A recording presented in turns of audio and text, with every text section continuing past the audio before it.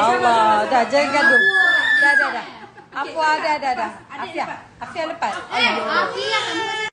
Allah, dah jangan gaduh. Dah. Apa dah. Afia lepas. Biasalah masa kecil ni lah nak bergaduh ya. Bila dah besar nanti Afwa dan Afia mesti baik je ya. Allah, dah jangan gaduh. Dah.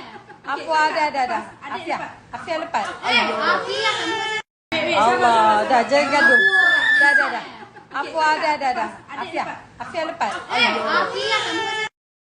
Nampaknya tak cukup lah benda Allah tu ya. Nampaknya Tok T kena beli satu lagi. Barulah tak berebut. Allah, dah jangan gaduh. Dah. Apa dah. Afia lepas. Allah, dah jangan gaduh. Dah. Apa dah. Afia lepas.